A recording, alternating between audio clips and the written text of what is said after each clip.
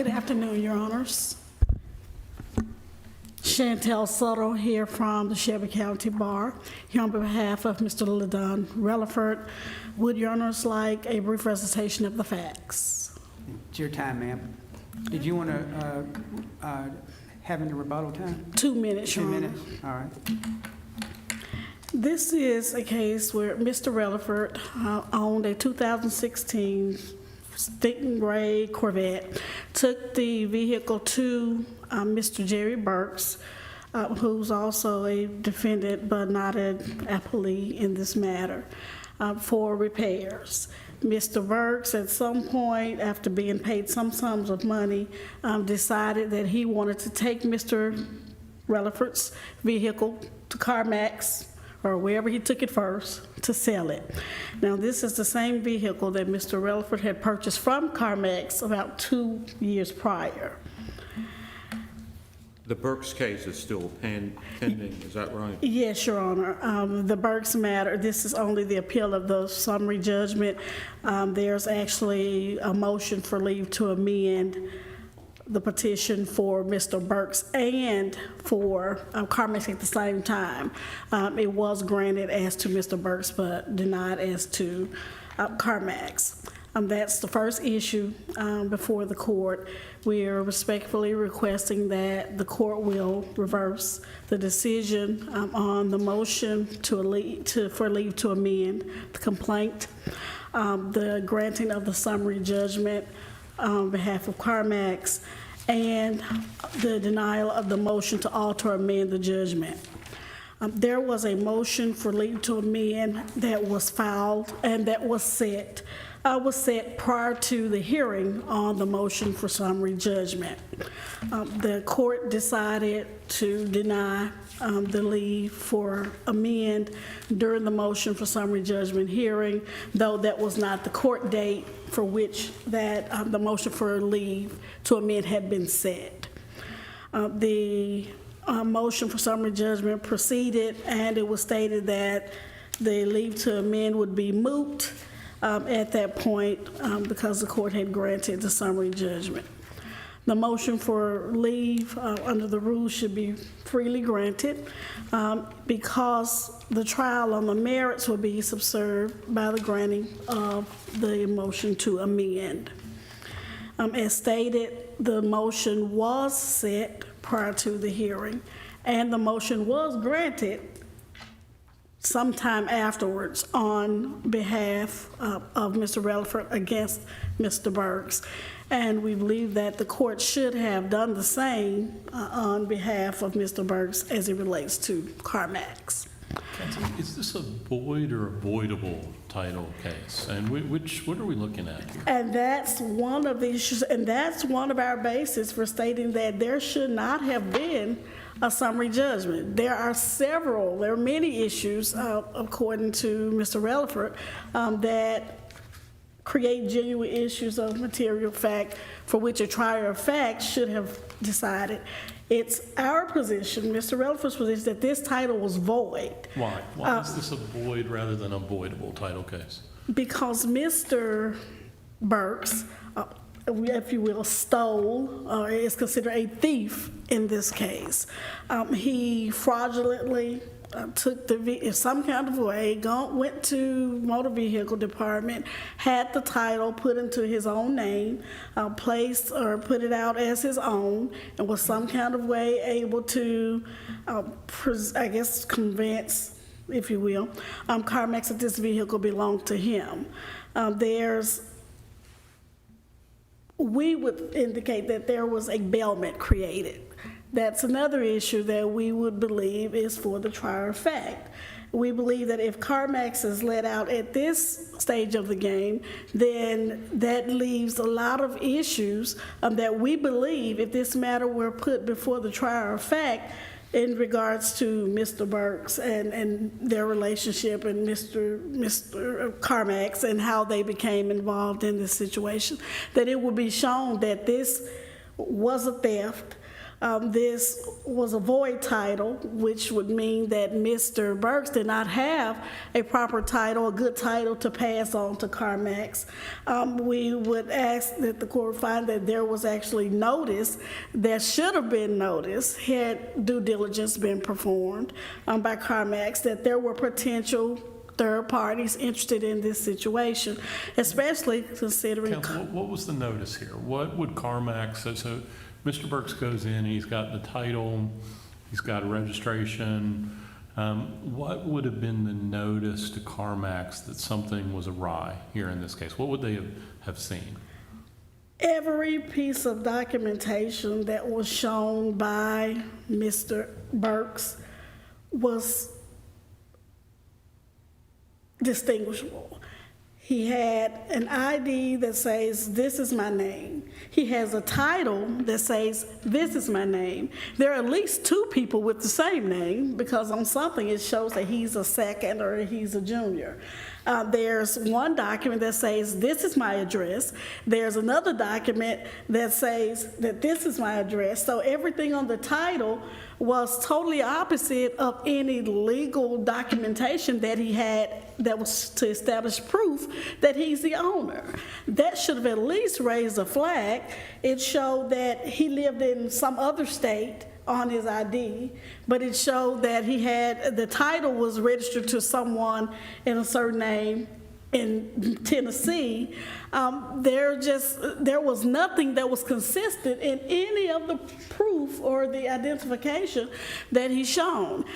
CarMax indicated that they did a VIN check, or that they did a plate check. Well, people still tags all the time, or transfer tags, not necessarily in the proper way. However, had they done a title check, they would have known. If they're saying, "Hey, these vehicles last came from Florida," well, Mr. Relliford did not live in Florida. CarMax owned the car at least 2 years prior.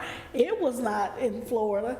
So there should have been something, had they done their due diligence, when someone comes to you and nothing that they have in front of you matches. Wouldn't it have just shown, though, the transfer? So if you're going back through the title history here, wouldn't they have just seen a transfer from Relliford to Burks? And isn't that what the title history would have shown here? Well, then they would have seen, though, there was someone else. They say that there was no information or no knowledge that there were any potential interested third parties. Even if they did the VIN search and all these searches that they claimed that they did, they did not indicate that there was anyone shown that had even transferred the information or the vehicle to Mr. Burks, which should have raised another issue.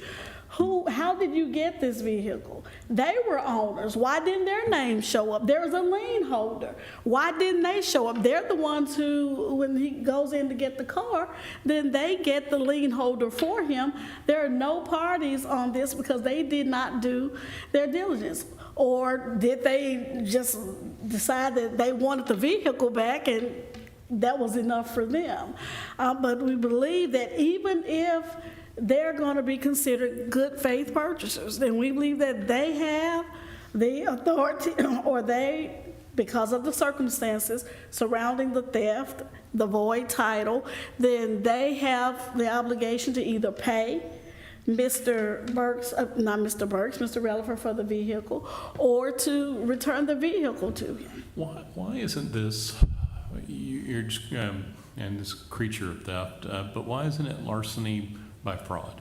And are we looking at larceny by fraud here in terms of what and Mr. Burks is not here to take his position in this case, but based on what you're alleging Mr. Burks has done, why didn't he engage in larceny by fraud in this case, where your client entrusted him with the vehicle and his actions constitute larceny by fraud?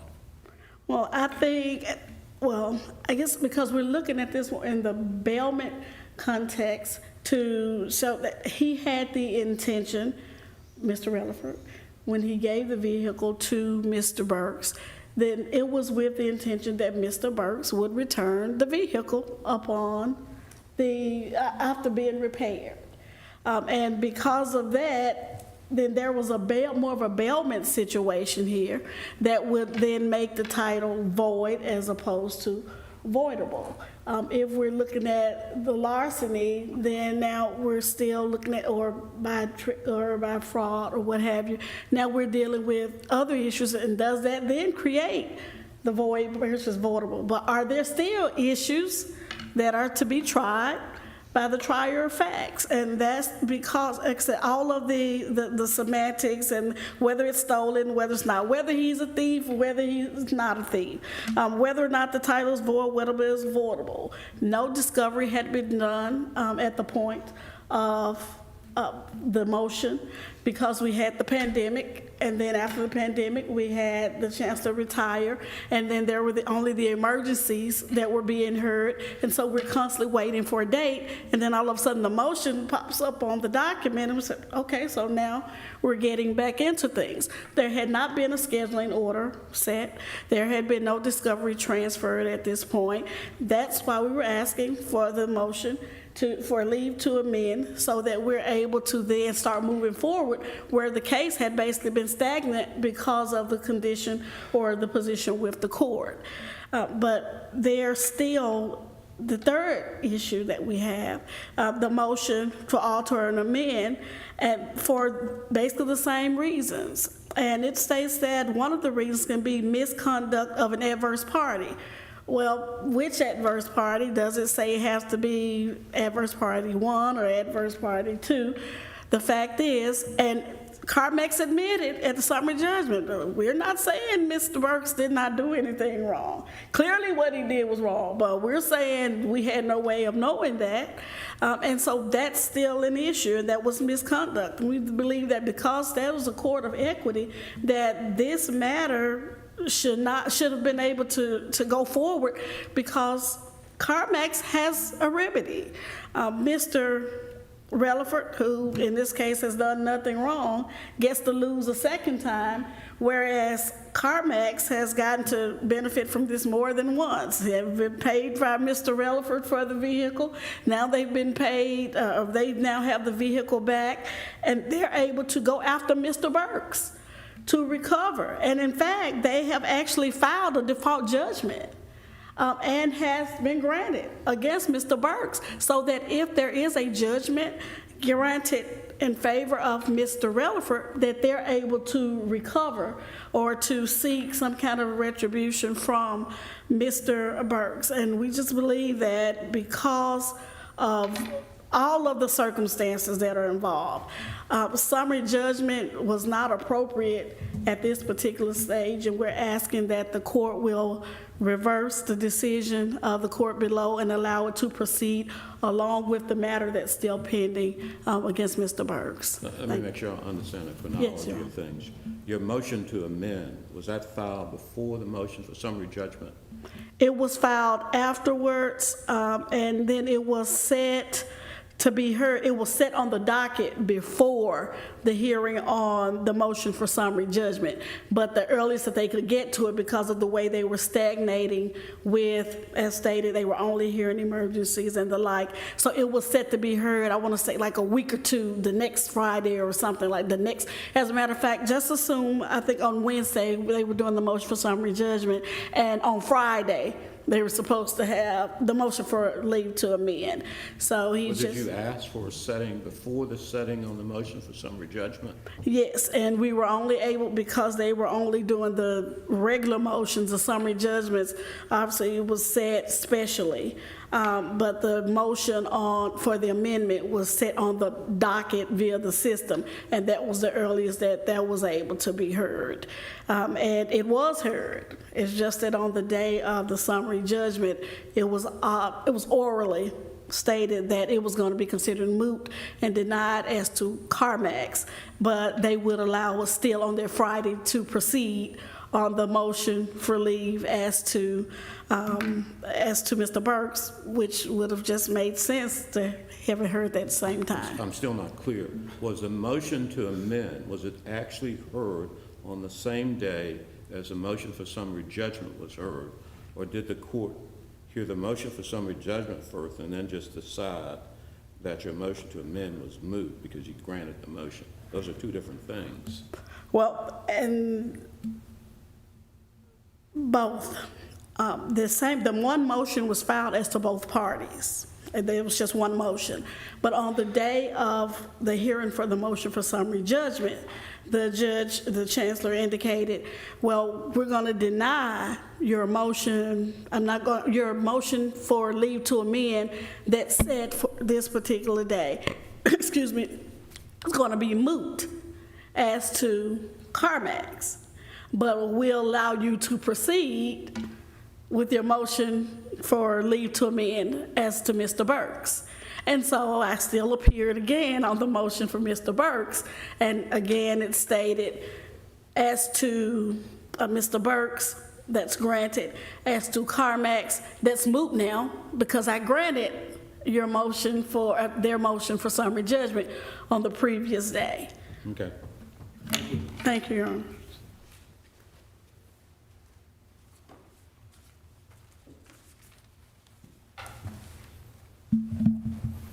Thank you, Your Honor, and may it please the court. Dylan Reeves of Stites and Harbison in Nashville for CarMax.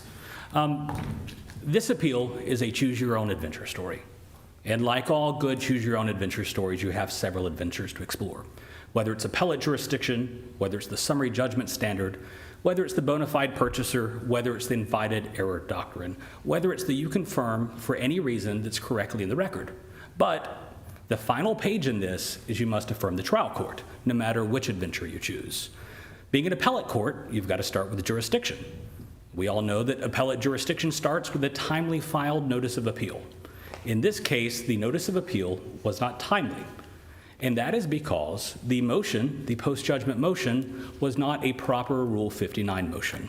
I see two of the three judges that were on the Goats decision. And we're going to ask the court to apply the same analysis that Judge Golden applied in Goats, but reach a different result. What Goats said is in Tennessee, it's well settled. You look at the substance of a motion, not its form, not its title. But Judge Golden astutely observed that if that applies to save appeals, like it often does, it must also serve to defeat appeals or apply in the converse. So while Goats found that ultimately the motion to reconsider was a Rule 59 motion, here the motion that was styled motion to reconsider, or there were two motions, there was actually a motion to alter amend, that was in substance a motion to reconsider, which is not recognized, and it's a nullity. And the reason why is it just retreaded old ground with the trial court. It didn't raise any information that was previously unavailable. So we asked the court to apply the analysis in Goats and see what the outcome is. And that outcome is the notice of appeal was not timely filed because the post-judgment motions were not proper and did not toll the time for an appeal. Now, next, the court can explore the summary judgment standard. This is a pretty simple procedural case. CarMax filed its motion for summary judgment. It proved Mr. Burks had valid legal title through state-issued documents. That's as golden as it gets. Well, I read the chancellor's order. What do you think about that? Does he make sufficient findings in the order granting summary judgment? I mean, is there... Well, Your Honor, I would first recognize that this is de novo appeal, so we get to revisit that. In the transcript, the court makes sufficient findings for the bona fide purchaser issue. Underlying that, for the court can affirm for any reason, there was a narrower reason this court can affirm, and that is that Mr. Relliford did not satisfy his summary judgment burden. He admitted all of CarMax's facts. They were undisputed for purposes of summary judgment, and I believe that was a finding. But again, de novo appeal, this court does not have to provide deference to that. Does that answer your question, Your Honor? Okay, let's assume it does. So then the court is left with the procedural issue of... Counsel, I want to hold just for a second on the, are we talking about a void or voidable title in this case? And that you're going to tell me, I think, that it's voidable rather than void. Why? Why is this not a void? If we have a stolen car in this case, why isn't this a void title case? Well, Your Honor, I would start with it's voidable because there is no evidence it was stolen. We'll go back to the evidence or valid state issued documents. But to get to the avoidable, the reason why is the good faith purchaser statute. It says that a purchaser can transfer all title, or a transferor can transfer all title they have to a purchaser. Purchaser is defined, and there were a few definitions that apply here. And that is to anyone that there's a voluntary transfer. That's the Jernigan case, which is very on point here. And also anyone that's a lien holder. And you'll note in a footnote, we speculate, because there's no evidence of how Mr. Burks received a good title. And as the trial court did note for the bona fide purchaser argument, that there was a voluntary transfer. We've heard the word bailment, and I think we're commingling some inapplicable legal terms. But if you look at the bailment case cited, it describes what a bailment is. A bailment is Mr. Relliford voluntarily giving the property to Mr. Burks. And that fits within the definition of a purchaser because it's a voluntary transfer. That's what Jernigan said. And that's how we get to voidable title instead of void. And as the trial court found, that is how you get to the larceny by fact, or the larceny by fraud, Your Honors, the larceny by trick. Larceny by fraud. Why does this fall within the ambit of larceny by fraud? What's occurred here? Assuming the facts are as asserted with regard to Mr. Burks. Why is this a larceny by fraud case? Because there was a voluntary transfer, the car was voluntarily given to Mr. Burks to perform repairs on. He did not break the window and take it. If he broke the window and took it, that would be theft. Instead, the voluntary transfer, or what was called the bailment, that fits within the definition of purchaser. And so the first sentence of the good faith purchaser statute is that a transferor can transfer all title they had. Presumably, it's alleged, maybe, that Mr. Relliford had good title. So under the definition of purchaser through the voluntary transfer, that would bring it into the larceny by fraud, because Mr. Burks, for whatever reason that there's no evidence to tell us, he ended up with valid title. And that's exactly what happened in the Jernigan case, where they were selling an older tractor. The farmer shows up to sell his tractor to a buyer. The buyer said, "Here's your check." And the farmer said, "No, I want cash for my tractor." Well, they said, "Why don't you keep the tractor overnight? You meet me tomorrow and bring me cash." Well, the buyer did not show up the next day with the cash. He kept the tractor. He sold it. Jernigan sued the third party, which is the equivalent of CarMax here, and the court said, well, is it fraud? I mean, is it larceny by trick or is it theft?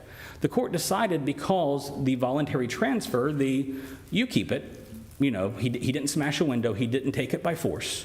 The Jernigan court said that that was a voluntary transfer that rendered it larceny by trick. It was the trickeration, the "I'll come back tomorrow," or here, "I'll repair your car." We don't know what happened in between, but it wasn't as if Mr. Burks came and took the car.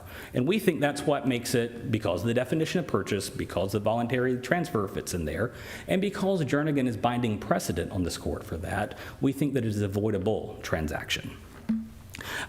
There was, the other issue of invited error, as I mentioned. The main issue asserted in this appeal is there's a genuine dispute of fact here. But the trial court was told that we don't dispute the facts. And so we think that brings in the invited error doctrine that would prevent reversing the trial court. But one thing I want to discuss also is the motion to amend. There was the question of, was it heard? And I think the technical answer to that is it was heard at the summary judgment hearing. There's lots of time in the transcript over it. It wasn't set for the summary judgment hearing. But what the court did do is the court considered it, and it essentially conducted a futility analysis. It's a well-settled basis that a trial court could deny a motion to amend within its discretion, because it's abuse of discretion, for futility. And the trial court said, give me a document that shows CarMax had notice of Mr. Relliford's claim, and I will reconsider your motion to amend. Or in other words, I'm not going to grant it unless you can show me evidence to where your amendment is not futile. Being an abuse of discretion, we think this court should show deference to that finding, and that the court did consider it for a reason that was not arbitrary. Counsel, why are the variances in this case inadequate to create notice on CarMax to have inquired further? The second, not second, the different address that we have listed. Why is that not enough insufficient to create a basis for CarMax having to look further? Well, Your Honor, I would start with there was no expert testimony about what's commercially reasonable here. Because it's under the UCC, because it's good faith purchaser, the standard becomes commercially reasonable. The searches confirmed ID. The name was a match. It showed title. You know, address was different, sure. There was a second instead of, one said Jerry Burks II, the other said Jerry Burks, but everything else matched up. These were state-issued documents. There's no allegation that the state-issued documents were forged somehow. The allegation was maybe they were obtained by trick, but we don't know. So with everything lining up, there was nothing in here that said Ladon Relliford has a claim. And I think that's what the notice standard says. You know, we have cases that say the certificate or the registration alone is sufficient evidence of ownership. Then you have the title, that's evidence alone. So if you look at the cases that are precedent, I think Jernigan was another one of those that said the registration or the certificate of title is sufficient. You can stop there, but what CarMax did was go beyond. And there's nothing that says Ladon Relliford. In fact, if you look at the state-issued title, it shows that Mr. Burks received the car by purchase. It uses the word purchase. There is nothing that says Relliford. There was nothing that put out a police report or anything, some sort of dinger on title that said Ladon Relliford's making a claim. And without that, we don't think there's anything that gives notice. People purchase and sell cars all the time, and the title said it was here by purchase. And, Your Honor... And it doesn't show who the party purchased the vehicle from. Is that right? It did not show the chain of title from how Mr. Burks acquired it, other than the title did state, Your Honor, purchase. It gave no further details, but the state-issued titles don't give those details. And again, there was nothing out on the certificate of title that said, look out for a stolen car. You know, there was nothing that's the equivalent of a Liz Pendens on the car, if you will. Mm-hmm. And I think that's significant. You know, there is nothing that gives notice to all the world when you're faced with a state-issued title that says he purchased it. And it also says sufficient proof having been submitted to get this. And again, we can speculate as to what that is, and I speculate in a footnote. He had valid state title. So I think we've got to start there, even before we get to the bona fide purchaser. He had valid title. It hasn't been proven by substantial evidence he didn't. Then we also have the bona fide purchaser.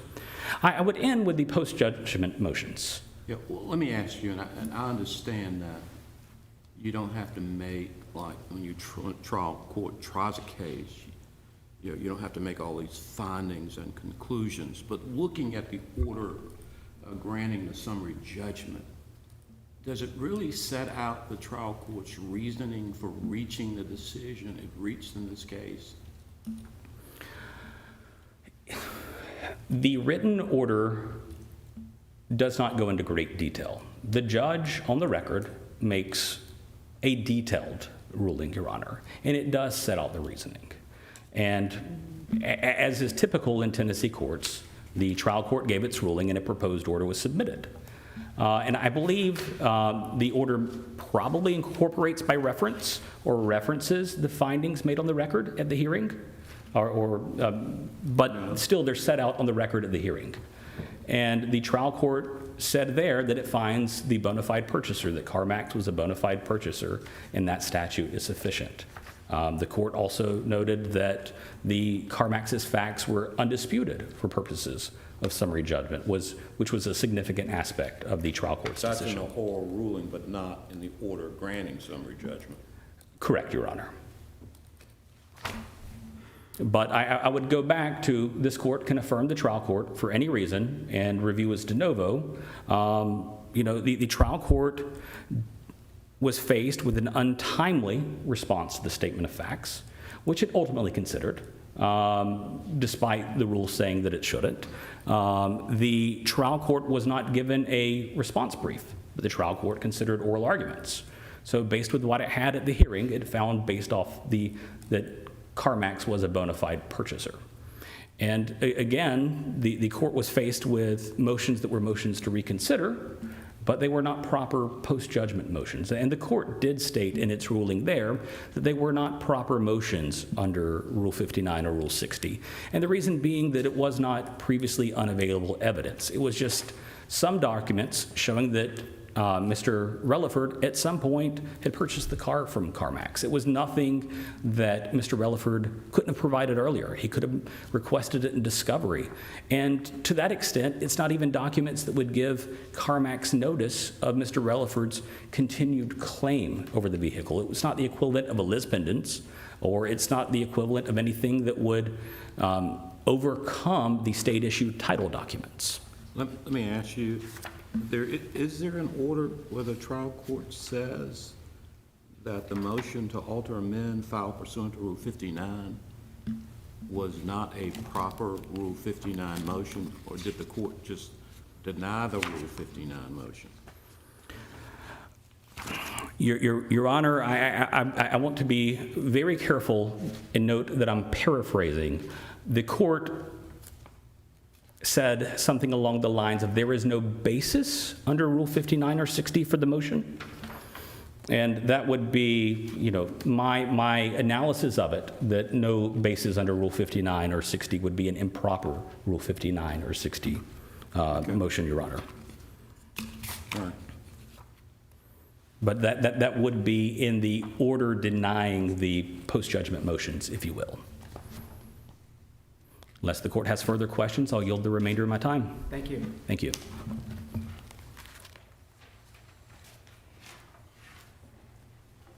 So you have 2 minutes.